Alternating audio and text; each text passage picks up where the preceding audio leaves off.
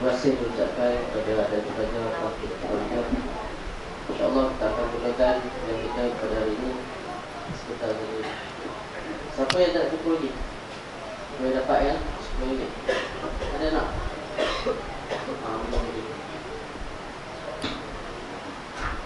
kasih Ustaz Ismail, Guru kita Ustaz Izzani dan tuan-tuan semua. InsyaAllah kita mulakan umul kitab Al-Fatihah.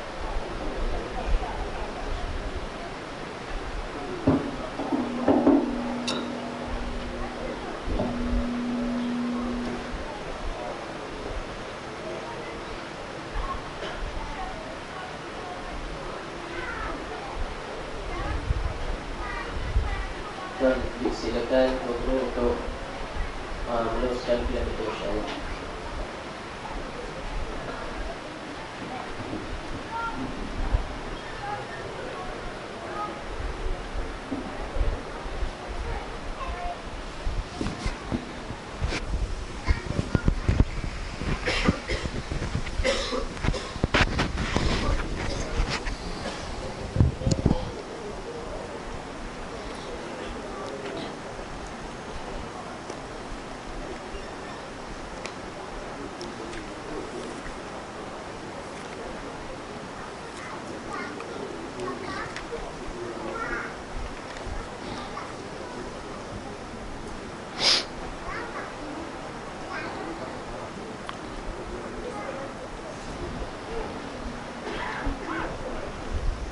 Indung.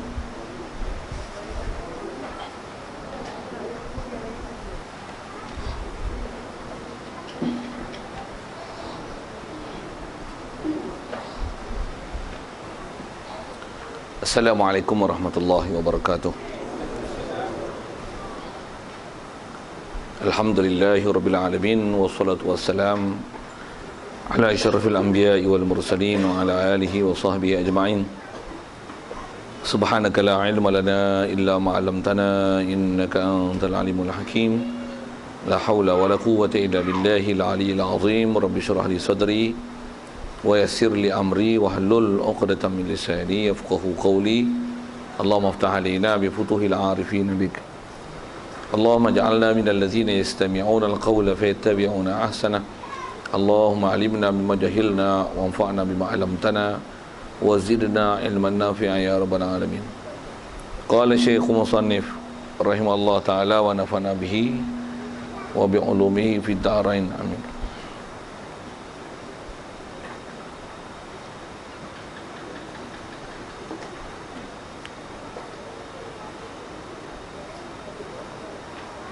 Kita di muka surat 14 rasanya, dan yang ketiganya rasanya di situ,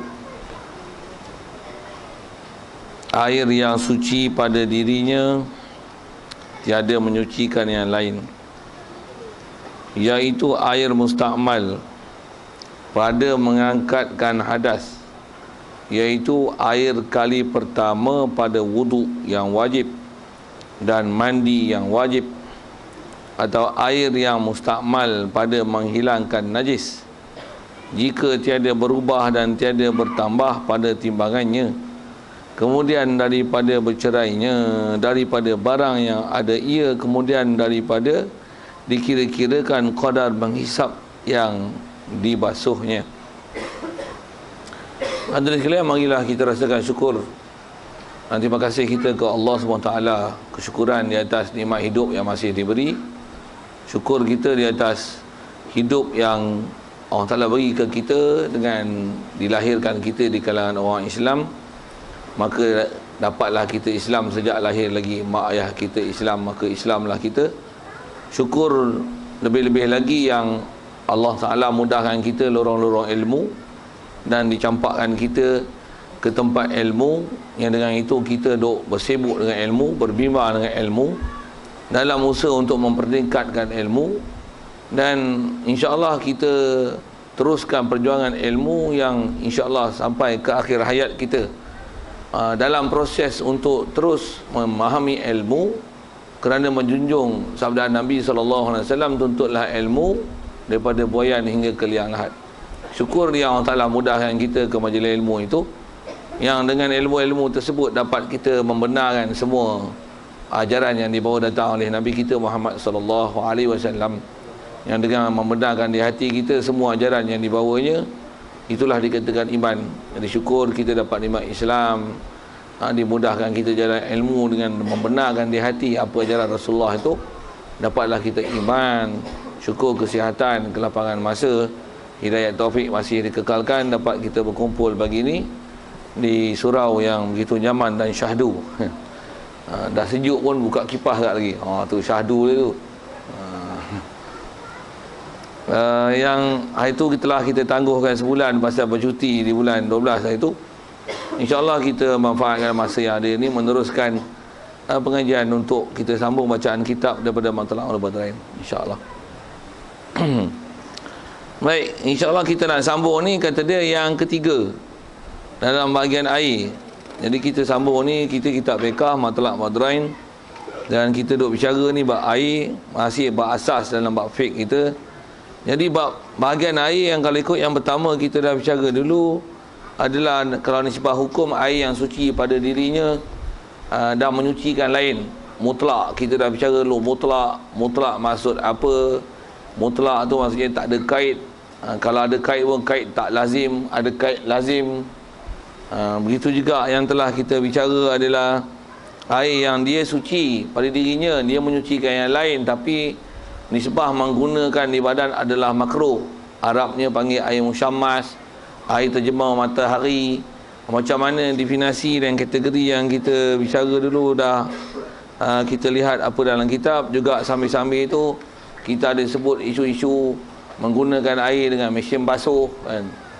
Yang kita nak baca ni kalau ikut nisbah fakta satu hal, dan dengan apa yang nak baca juga mengukuhkan yang kita dah belajar lepas, khususnya tentang itulah basuh pakaian menggunakan cara-cara moden ni.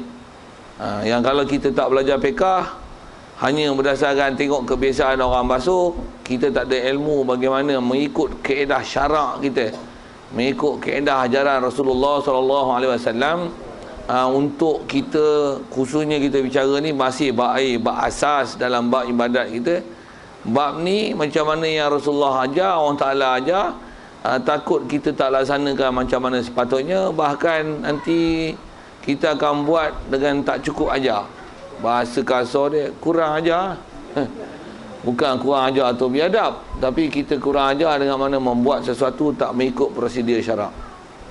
Atau malang. Yang lain ikut prosedur, ini prosedur ikut protokol. Yang syarak tak ikut protokol, tak ikut prosedur.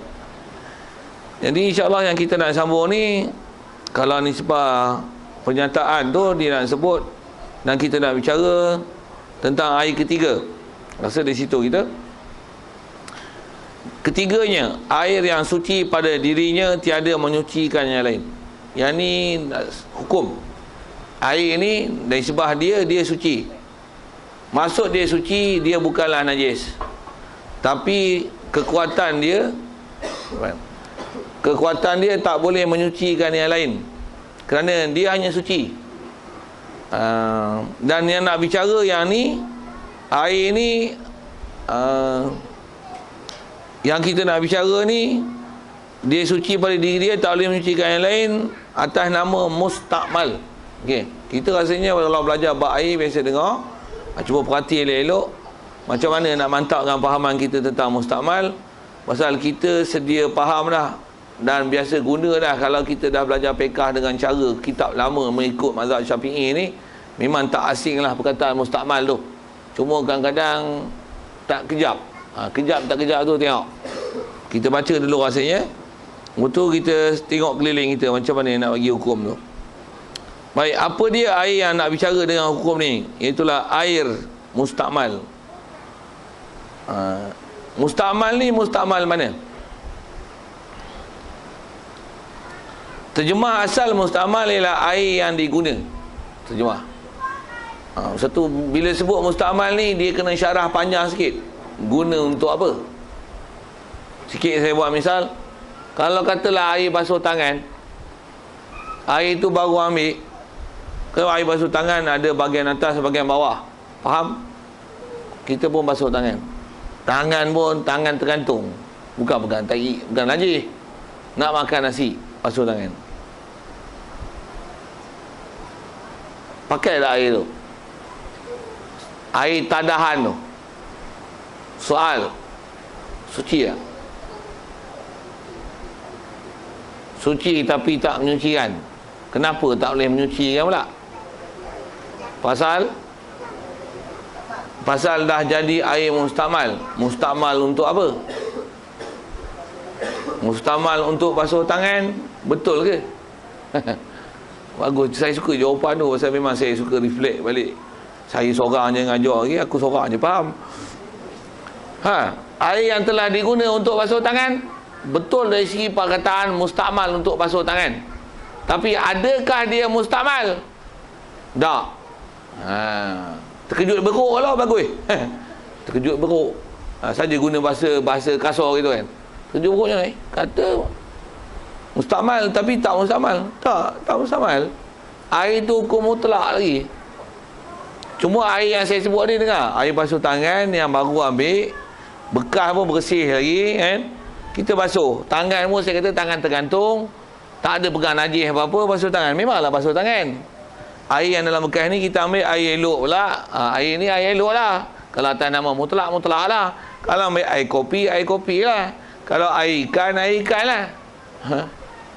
Pasal dia atas air yang kita ambil sumber mana lah. Katalah ni air elok dengan namanya mutlak, basuh tangan. Kita air basuh tangan tu lah. Telah diguna untuk basuh tangan. Adakah statusnya mustakmal? Tak. Atas mustakmal basuh tangan, ya. Tapi atas istilah mustakmal yang kata dia suci pada diri dia, tapi tak mencucikan yang lain, tidak. Kenapa? Untuk nama mustakmal ni, tengok tu panjang ayat dia. Mestilah mustakmal ni, nama mustakmal yang dia dah tak hukum menyucikan dah. Mustakmal pada mengangkat hadas. Air yang diguna untuk angkat hadas, hak itulah air mustakmal. Barulah namanya suci diri dia, tapi tak boleh menyucikan yang lain. Baik, faham hadas tu ada apa? Faham hadas tu hadas kecil atau hadas besar lah. Kat kita ada dua hadas saja yang masyhur kita dengar. Iaitu, baik, kalau hadas kecil, mana hadas kecil? Hadas kecil wuduk lah kan. Angkat hadas kecil. Guna untuk angkat hadas kecil, maksudnya guna untuk ambil wuduk. Baik, sikit tanya wuduk dulu. Wuduk, basuh muka, wajib sunat? Basuhan kali pertama wajib sunat? Basuhan kali kedua wajib sunat?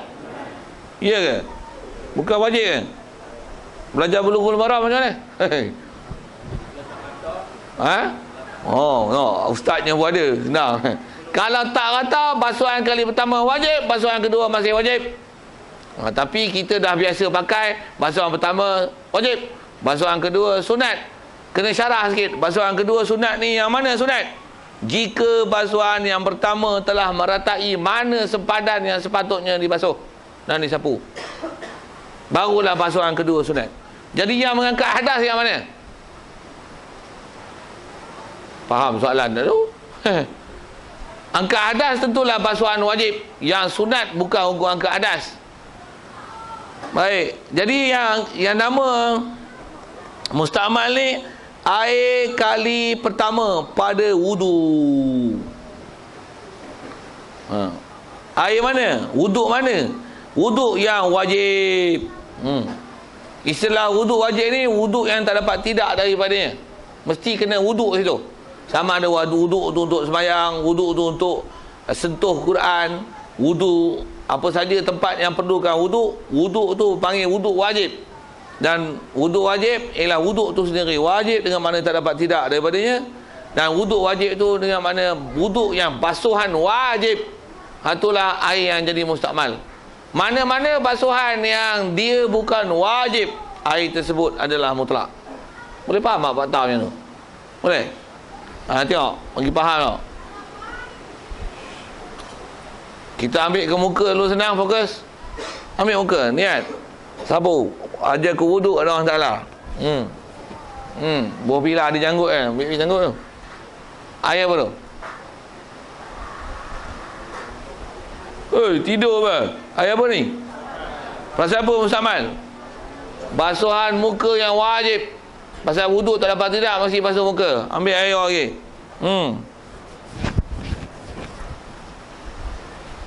Buah pirang, yang ni maksudnya air yang meleleh tu. Apa hukum ni? Mustamal ke tak mustamal? Tidak. Mustamal tak mustamal?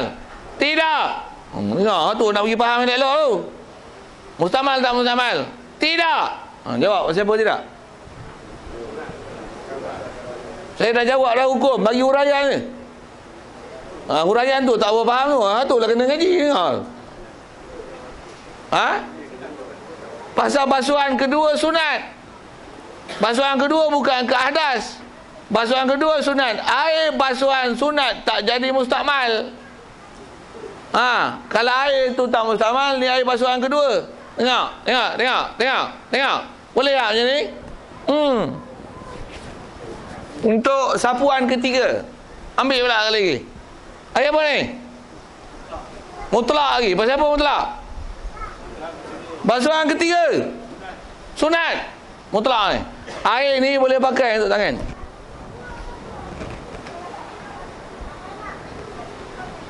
Ni air apa ni?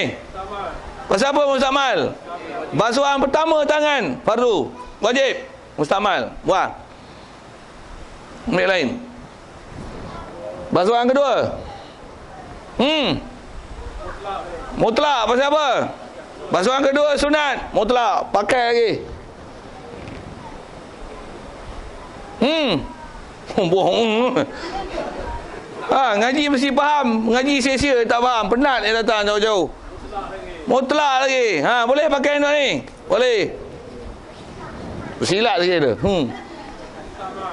Mustamal pasal apa? Basuhan pertama tangan kiri fardu.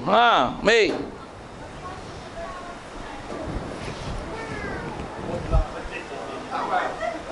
Mutlak kedua lah ni. Mutlak ni. Okey, boleh ketiga. Saya andaikan ada lah, kita andaikan ada, pasal nak tengok hukum kan. Okey, mutlak lagi. Air pun bukan nak banyak kepala. Mustamal pasal apa? Sapuan kepala yang pertama fardu. Mustamal. Celup lain. Bukan wajib basuh lah, sapu kan, kepala sapu. Tak payah tadah lah, nak dia tadah bukan ayah. Bukan meleleh kawan tu, sapu je. Mutlak. Pasal apa mutlak? Sapuan yang kedua, itu kena celup lagi tak? Tak payah. Apa pergi celup ayah lah. Modal sapu je. Apa Ram? Tak faham juga. Mutlak je. Pasal apa? Sapuan yang ketiga mutlak lagi ni. Mutlak lagi ni. Lepas tu telinga. Tak, siapa nak jawab salah ni? Mutlak kan mutlak? Pasal apa? Sunat. Telinga sunat. Perlu tak macam ni? Perlu tak? Tak perlulah.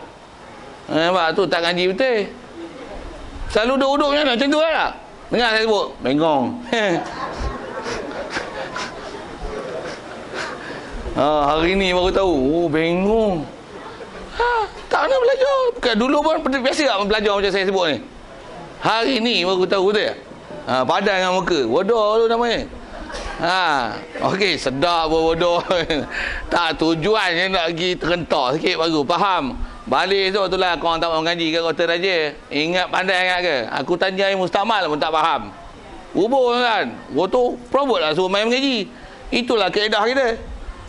Kalau dia orang rasa pandai, dia orang tak main. Yang main ni semua bodoh-bodoh. Satu main mengaji.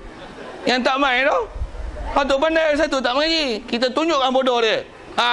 Baru best. Sedap gitu. Okey, masih telinga. 2, 3, tak payah celup lah. Macam mana celup taklah berdosa. Tapi nak kata tak perlu dah celup tu. Apatah lagi nampak bodoh macam mana?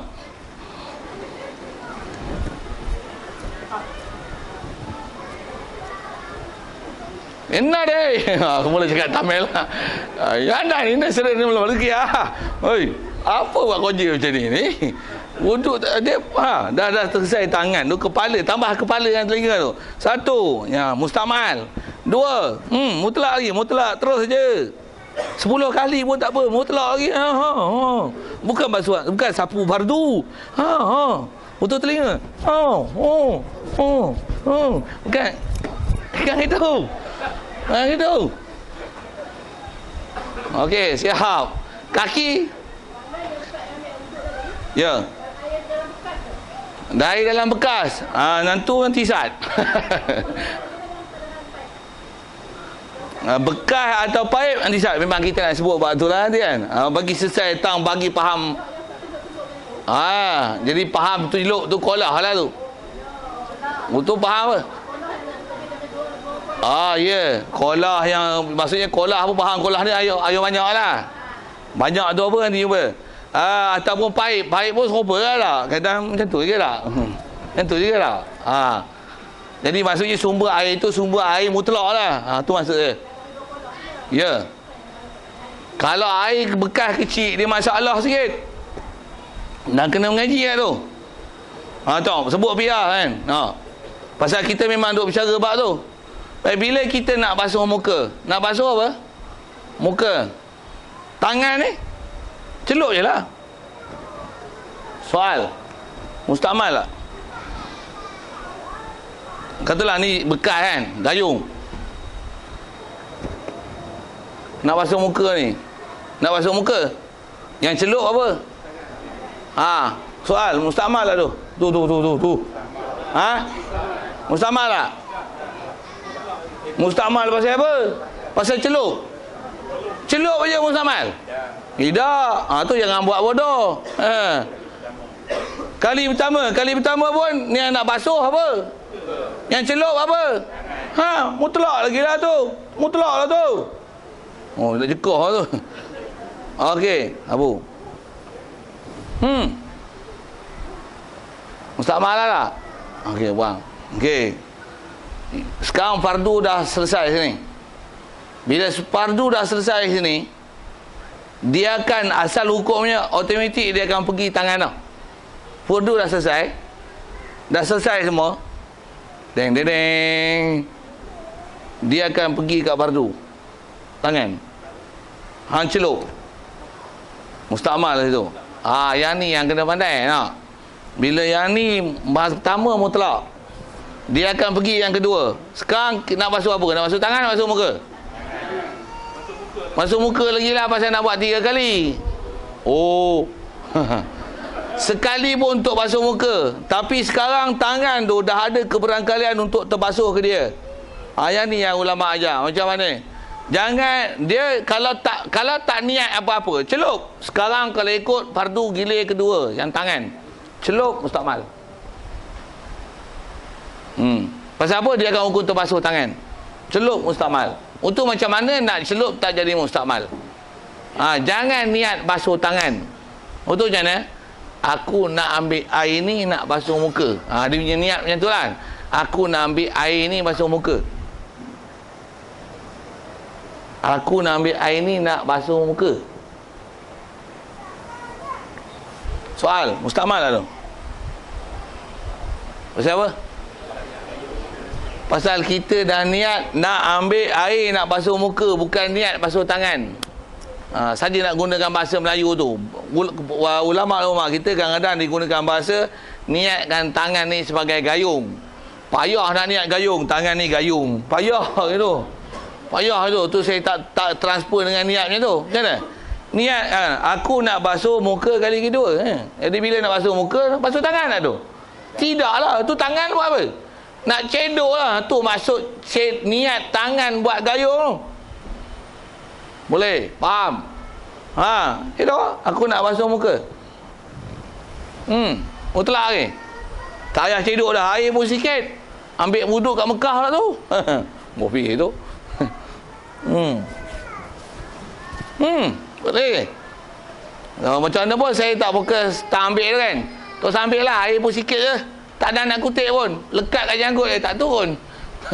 Bofi tu. Okey, sekarang nak celup tangan. Celup dengan niat nak basuh tangan. Mustakmal. Tu mustakmal tu. Celup ni sebab nak teruskan dia boleh. Cabut je, dia mustakmal. Macam mana nak buat? Aku nak ambil air nak basuh tangan. Nak ambil air nak basuh tangan. Nak ambil air. Buah pilah air tu. Nak basuh tangan. Jadi bila nak ambil air nak basuh tangan ke tu? Tak, cebok. Aku nak ambil air nak basuh tangan. Mutlak.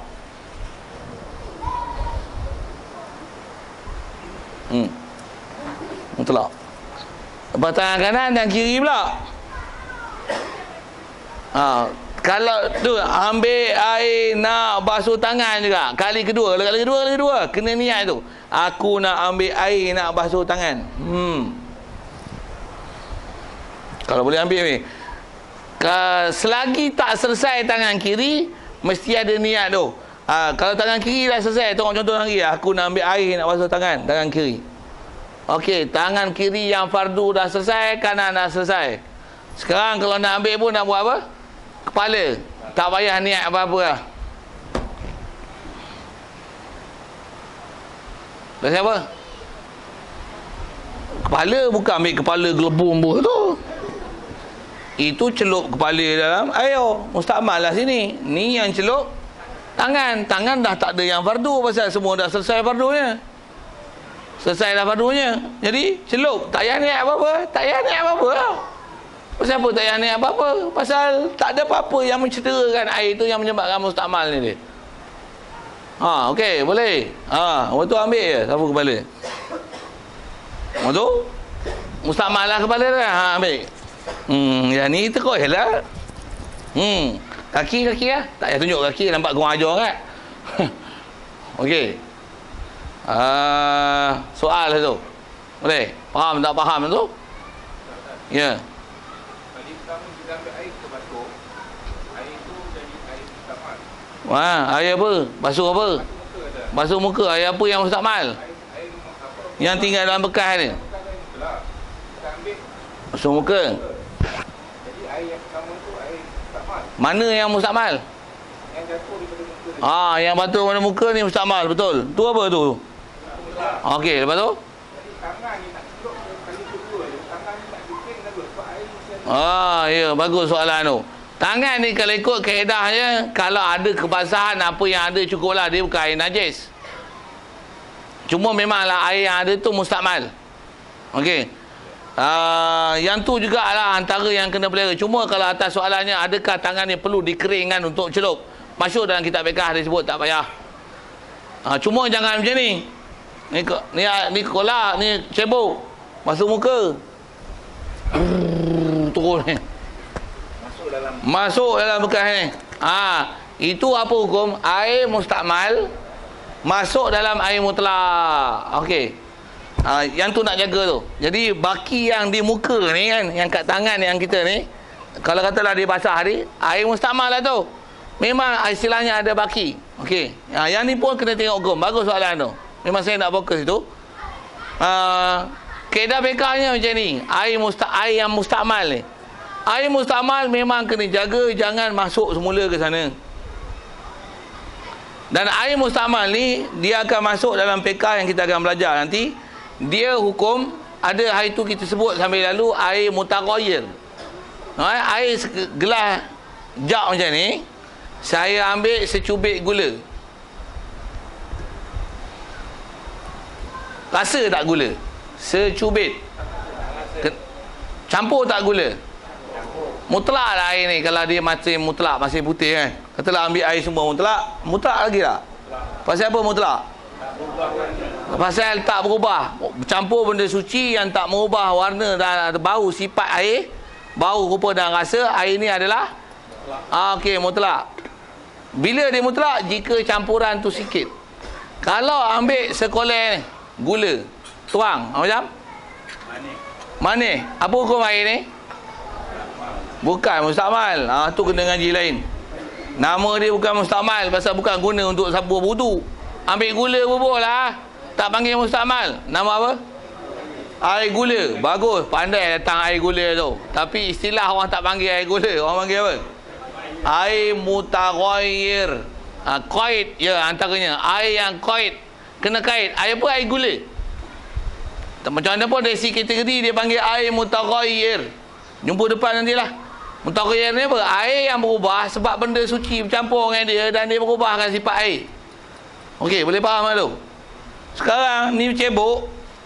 Air yang ada kat tangan ni adalah ibarat secepis gula dicampur lah ni. Manis tak?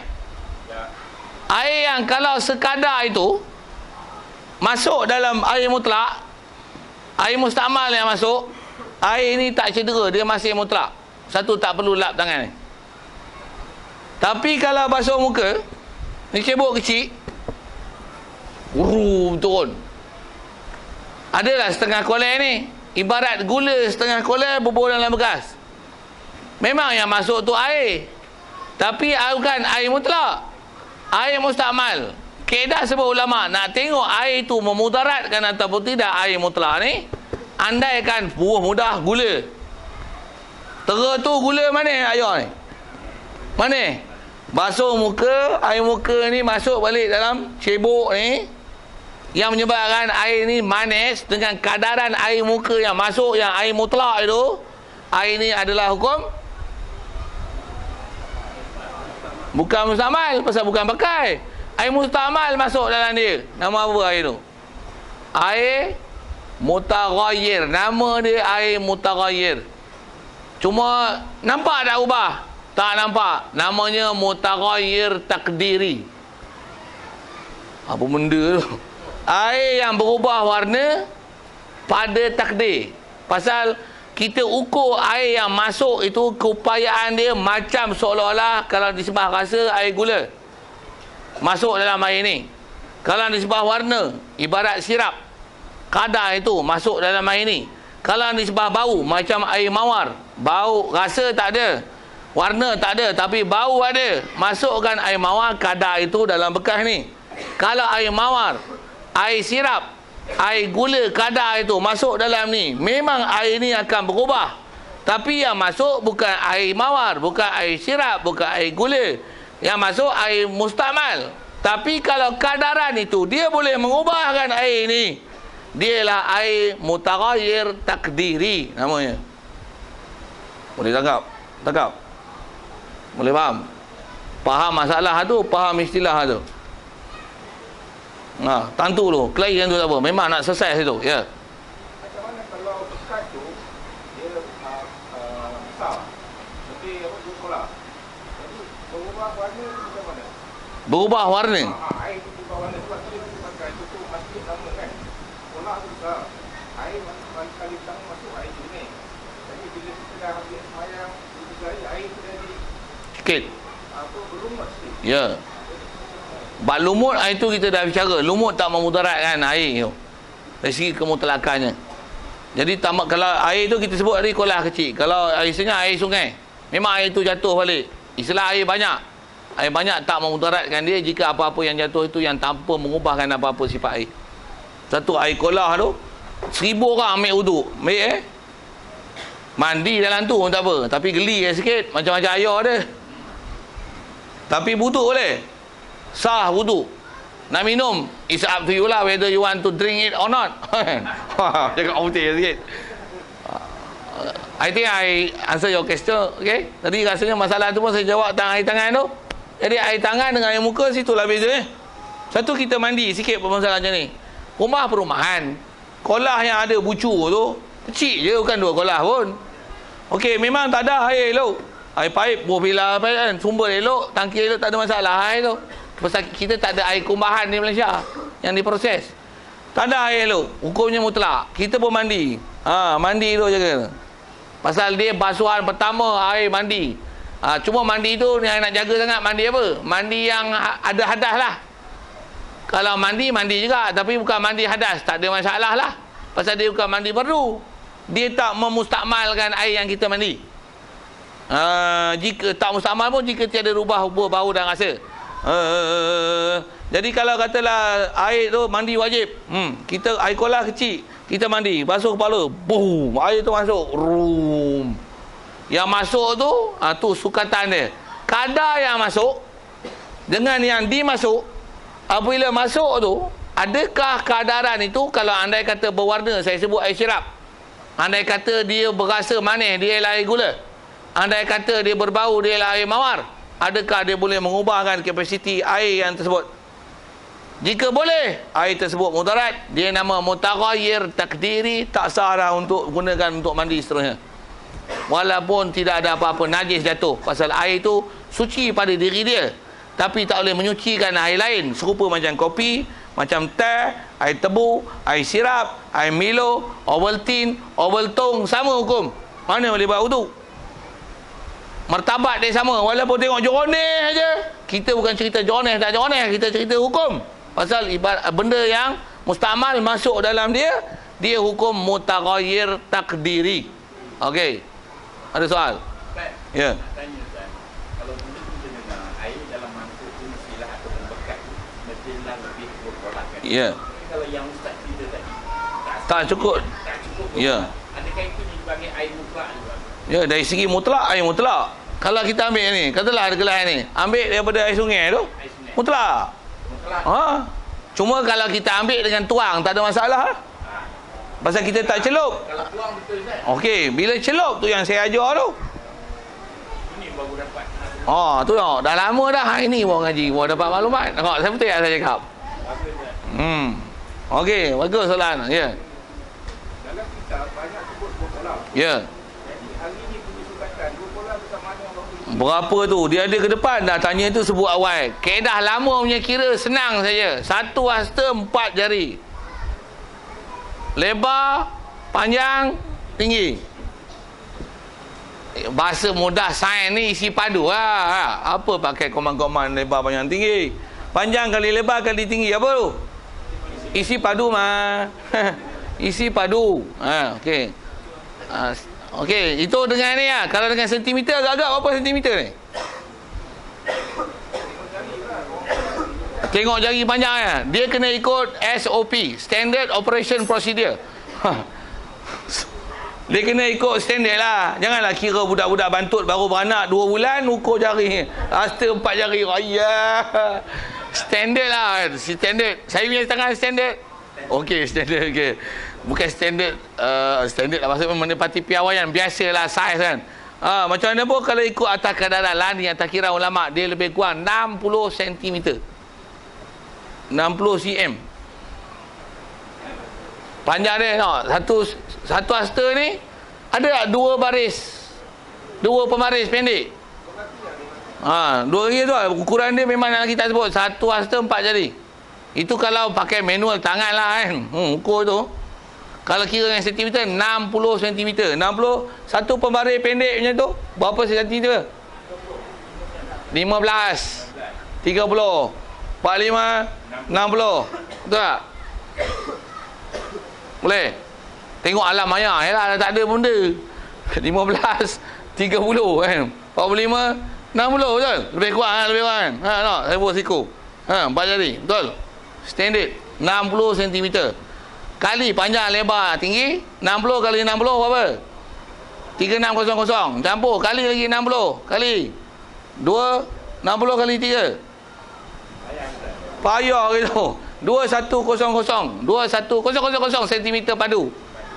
Siap. Dua kelas. Kalau nak kira tim minyak gas dulu, orang tua-tua dulu ajar itulah. Tim minyak gas pun budak-budak ni bukan kena. Tahu tak minyak gas? Tahu tak? Dia tanya terpelenggur, saya tanya. Minyak gas tahu tak adik? Tahu. Minyak tu gas, tahu tak? Apa? Minyak apa? Minyak nak bagi menyala pelita air-air tu. Minyak tanah, minyak gas, apalah umpama tu.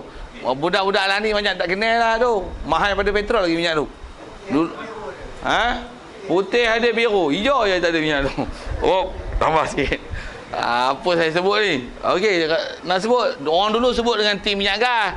Tim jaga orang tak apa nak kenal. Tu sebut dengan sukatan moden. Kita buat ICT takkan 60 cm tak kenal. Okey, siap. Yang tu kot dari sebab nak sebut berapa kolah tu. Jadi kita punya bucu rumah tu saiz tu memang kiraan tak cukup 2 kolah. Tak sampai. Kaedah kita macam mana nak ukur tu, tak boleh nak ukur panjang lebar tak sama, tak bentuk padu pun. Weh, you gunalah kaedah matematik kau belajar sekolah kebangsaan tu, macam mana nak kira isi padu. Bentuk 4 segi bulat, kiralah 2 pi j ganda 2 apa takkan tak pandai sia-sia mengaji matematik. Penat aja ngaji sekolah kebangsaan. Itulah bodoh. Segram. Kalau bentuk suku-suku gunalah kepandaian akademik anda. Okey, cukup. Nak panggil saya charge sekali kira 200 dah lah. Okey, siap. Dan yang penting itu adalah kapasiti air. Kalau kolah besar pun air sikit aja. Kau kira lah berapa panjang dia, berapa lebar dia, berapa dalam dia. Okey, siap. Rasa saya tak payah ajar panjang tu, cukup untuk menyukat kadar 2 kolah. Ada lagi soal? Bagi clearnya faham. Tu yang saya kata, faham tu balik lagi promote hak bodoh tu. Kau tahu dah air mustakmal macam ni? Macam ni kan Simbang? Tak erti, salah. Engkau bawa air pun tak lulus. Main mengaji. Lagi power. Kata dia, aku pun baru tahu. Pecah rahsia sikit. Okey, ada soal? Baik, kalau ikut selesai lah situ tentang mustakmal. Ya. Ya. Lagu tu dah sikit bila musim kemarau Di sikit. air tu dah ada hijau dah. Hijau dah. Dah tak lalu ada bau dah. Bau apa Tanah lah. Ada betul-betul dah. Dia mandi. Kita air tu bau dia hijau. Dia tanah tu air tu kita macam hadai. Tu kaedah dia pertama dari segi kapasiti air tu lah. Kalau air tu banyak, sebut dalam tu dulu. Tapi dia berubah dengan sebab lumut, benda yang tak dapat tidak, air telaga. Nama pun bertakung kat tanah, tak bau simen apa tak? Jadi memanglah bau tanah, bau lumpur kan ada. Apa lagi kalau tanah yang, tengok tanah lah, lain tanah, lain bau dah rasa. Tambah pula, ada pula lumut yang duduk di situ. Jadi ada colour hijau yang mempengaruhi air tersebut. Jadi kaedah fikahnya bau yang daripada tanah, tempat dia mengalir, tempat dia bertakung, dan juga lumut yang ada tu dia tak memudaratkan status mutlak air. Mutlak lah air tu. Walaupun ada bau tak ada masalah, cuma jangan benda najis. Tapi kalau ada berudu dalam tu, dia berak, beranak pinak, dia sabit bila berudu hidup, dia berak. Bila berak ada najis, bak najis antisat. Tak masuk lagi, biasa. Tapi disebut status air tu memang kalau disebab tang warna dia berubah, ada bau, tak ada masalah, memang dia hukum mutlak. Okey, itu kalau banyak. Kalau sikit pun sama hukum. Cuma bila sikit kebarangkalian nak najis dia mudah, dan bila cedok kita tak cermat, masuk air yang kita duk bicara tadi ni, tambah mandi wadah besar ke umpamanya, cedok maklumlah nak masuk terjun, masuk kolah, masuk telaga tu. Baling terima, tunduk bawah, semua air turun. Silap air hak turun tu dengan yang bertakung sama banyak je, masuk masuk balik. Jadi air mutaghayyir yang bertakung tu nanti. Cuma kalau katalah macam mana suggestion nak menyelesaikan bila musim kemarau dia kurang, siapa boleh buat? Macam mana nak selesaikan air telaga kemarau dia kurang, air sikit tak cukup 2 gelas, macam mana nak buat? Bagi cadangan. Tak, jawab dulu. Fokus pada soalan 1 minit pada sekarang. Okey. Selok dulu dalam timur. Okey, satu cadangan yang baik. Itu cadangan lagi. Macam apa kaedah nak selesaikan isu telaga tu? Betul lah itu. Cedok pun dalam telaga, sedut pun dalam kolah lain lagi besar. Senang, tak ada masalah tu. Lagi. Kalau nak guna telaga tu juga, macam mana nak buat? Dalamkan dia. Lagi apa? Lebarkan. Apa ni? Lebarkan. Jangan lebar di atas. Pasal nak lebarkan takungan air tu.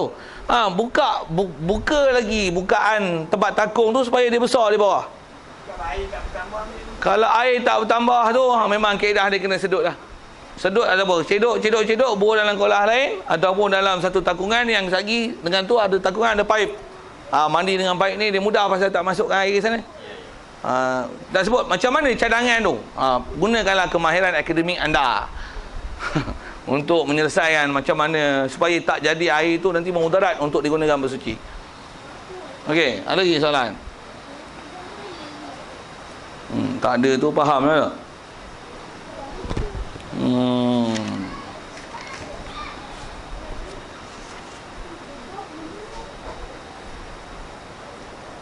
Baik, wajib dan mandi.